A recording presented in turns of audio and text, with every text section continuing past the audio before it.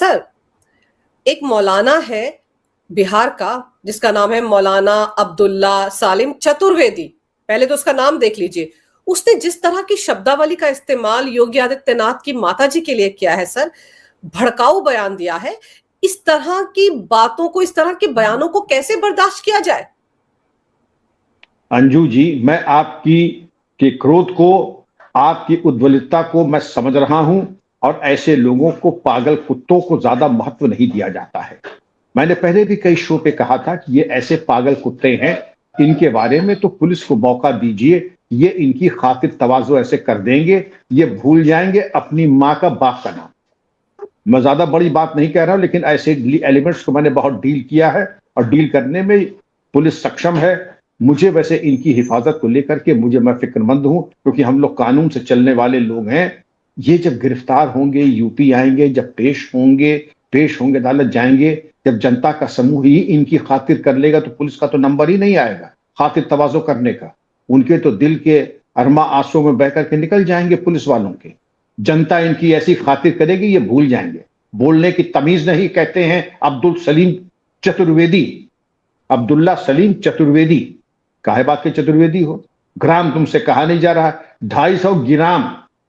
कहीं और मैंने सुना था कि क्रिकेट को कहते किरकिट। आप इनका अपभ्रंश और इनका उच्चारण समझ लें। खैर, ये तो बहुत दूसरा विषय है, क्योंकि ये शायद संधि विच्छेद वाली जो चीजें हैं, इसको ये उच्चारण नहीं कर पाते। अब बात कर रहे हैं चतुर्वेदी तो वो होते हैं जब वेद पाठ करते हैं तो अंदर से तन बदन में एक तरंगों का जो है संचार होता है कि आप मालूम पड़ती है कि जैसे एक तरीके से आपके अंदर रक्त प्रवाह और मन मस्तिष्क में एक शांति और ऊर्जा का संचार होता है।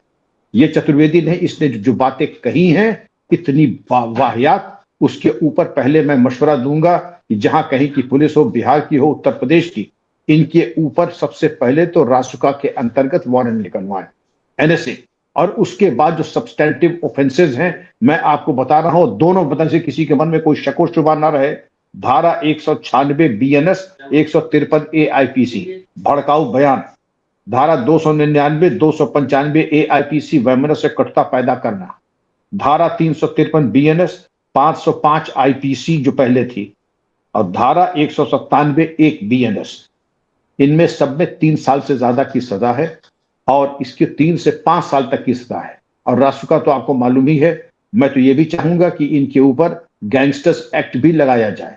तो इतने अगर कानून रख देंगे, ये मौलाना जब जेल से बाहर निकलेंगे कई वर्षों के बाद, तब शायद इनको मालूम पड़ जाएगा ग्राम होता है कि गिराम होता है। और आप इनकी भाषा देख लीजिए, ये दरअसल एक सिम्प्टोमेटिक है, ये 5 शब्द नहीं है। योगी जी महाराज के पवित्र नाम के ऊपर जो इसने अपमानजनक टिप्पणी की है, ये इसके अंदर का मवाद और भड़ास निकला है।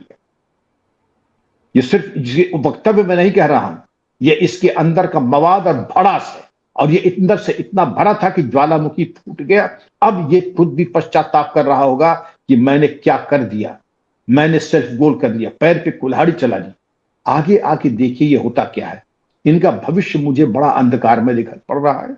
इनके साथ होगा क्या, कई जगहों पे एफआईआर होगी, कई जगहों पे एफआईआर के साथ साथ इनको ये ला करके ये लाए जाएंगे, पेश किए जाएंगे। ये एंटिसिपेटरी बेल की देंगे, दरखास्तें देंगे कि हमारी सुनवाई उत्तर प्रदेश में न हो, हमारी सुनवाई अन्यत्र हो। तो कानून से चलेगा, और आपको यहां आना पड़ेगा। और ये जो हिंसा हो रही है, और जो लखनऊ में आपने जन आक्रोश सुना हो, देखा होगा, उत्तर प्रदेश में जन आक्रोश आपने सुना होगा, और अभी तो मामला चूंकि बिल्कुल ताजा है। अंजू जी, लोगों का आक्रोश, आप सबसे अपील करूंगा कि कानून अपने हाथ में न लें, हिंसा न करें, तोड़ फोड़ बिल्कुल न करें। आप जा करके बस अपराध पंजीकृत करा दें, और अपराध पंजीकृत कराने में कोई भी कठिनाई हो तो आप देखें, आपको कोई कठिनाई आएगी नहीं। अपराध पंजीकृत होगा, और विधि सम्मत तरीके से अब्दुल्ला सलीम ये घसीट के लाए जाएंगे थाने, और ट्रांजिट रिमांड पे लाए जाएंगे। और पुलिस से भी मेरा ये आह्वान होगा कि ये, क्योंकि मौलाना है, इनकी बेइज्जती न की जाए, कानून अपना काम करे। लेकिन और जनता से भी मैं कहूंगा कि इनके स्वागत समारोह या सेवा समिति, इनकी या शिष्टाचार समिति, ये सब बिल्कुल नहीं होना चाहिए।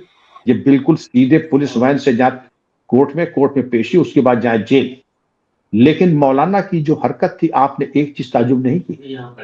अगर एक बयान कहीं ये और आ जाता किसी और के ऊपर, फिर आप देखते लिब्रेंडो गैंग, खान मार्केट गैंग। अरे साहब देखिए, हिंदुस्तान तो रहने काबिल नहीं है, यहां तो नफरती अल्फाज इस्तेमाल कर रहे हैं, यहां तो नफरती। और ये हमारे जो हामिद अंसारी साहब हैं, जो पूर्व उपराष्ट्रमंत्री जी हैं, राष्ट्रपति जी थे, उनका जरा वक्तव्य सुन लीजिए।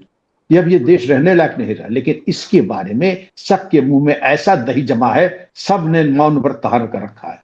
खैर, इनकी दो कौड़ी की सहानुभूति या इनकी निंदा प्रस्ताव की जरूरत भी नहीं है, लेकिन आपने देखा कि किसी के मुंह से एक शब्द निंदा का या कार्रवाई का नहीं निकला है, क्योंकि ये तो वो लोग हैं जो आरती का थाल ले जाकर के, हे मौलाना अब्दुल्ला सलीम चतुर्वेदी जी, वेद विशारद चतुर्वेदी जी, हम तो आपके चरणों के दास हैं, हम तो आपके पैरों की धूल हैं, आप बताइए मेरे लिए क्या हुक्म है। इनसे आप ये उम्मीद करें कि ये कानून का साथ दें, आप इनसे ये उम्मीद करें कि ये कोई ऐसी बात करे, और उम्मीद भी नहीं करनी चाहिए। पुलिस के पास एक काम है करने को, और जैसे मौलाना तौकीर रजा की दो कौड़ी के हो गई है, अब इस मौलाना का भी मुझे भविष्य निहायत अंधकार में दिखाई पड़ रहा है।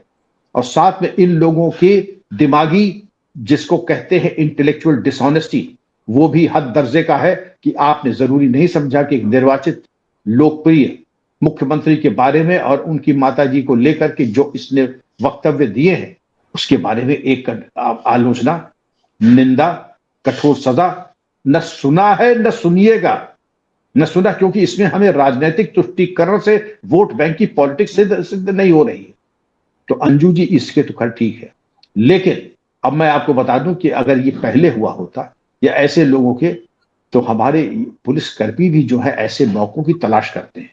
मैं उसे कहूंगा धीरज से काम ले, कानून से काम ले, कोई ऐसा काम न करे जी जिससे कि ऊपर आपके ऊपर, पवित्र वर्दी के ऊपर कोई आरोप या आक्षेप लगे।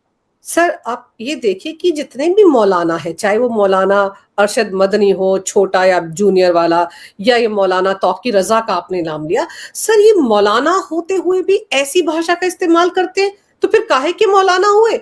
और सर ये बोलते रहते हैं हेट स्पीच के दायरे में इनकी स्पीच को नहीं लाया जाता, इनके खिलाफ सख्त कार्रवाई नहीं होती है, इसीलिए जो ये नए नवेले मौलाना आते हैं वो भी इस तरह की बकवास करते हैं। एक के खिलाफ अगर सख्त लहजे में काम हो जाए ना सर, जैसे कि तौकीर रजा के खिलाफ हुआ, ये बिहार का है ना, तो अगर इसके खिलाफ भी अच्छी कार्रवाई हो जाए ठोक बजाकर, तो आगे आने वालों के लिए एक नजीर बनेगी। ये जो मौलाना है अब्दुल्ला सलीम, इसकी आम ख्याति ये है कि उत्तर प्रदेश, बिहार और बंगाल में इसकी बड़ी पूछ है। इसकी दुकानें ज्यादा, इन तीन स्टेट में इनकी दुकानें ज्यादा चलती हैं, पश्चिम बंगाल, बिहार और उत्तर प्रदेश। खैर, अब तो इनकी दुकानों के ऊपर ताला लगने का समय आ गया है, दुकानों का सील होने का, गैंगस्टर एक्ट अगर लग गया, इनकी सारी दुकानें हो जाएंगी सील, सारा माल हो जाएगा जब्त, और ये फुटपाथ पे आ जाएंगे। आज काहे बात के मौलाना, मौलाना और इल्म का तो मतलब ये होता है कि आप शिक्षित हैं। शिक्षित हैं तो मालूम पड़ता है कि जो लफ्ज आप बोलेंगे, आपकी शिक्षा और संस्कार, प्रत्येक शब्द से वो उसका प्रागट्य होना चाहिए। आपको दिखाई पड़ता है कि इस तरीके के शब्द बोल रहा है, वो मौलाना है या गली का गुंडा है। मैं साफ कहूंगा, कोई औलाना मौलाना नहीं, गली का गुंडा है। और गली के गुंडे की जो खातिर तवाज़ो थाने पे होती है, इनकी ज्यादा नहीं, इनकी खातिर तवाज़ो गली के गुंडे वाली अगर हो जाए, ये मौलाना गिरी भूल जाएंगे।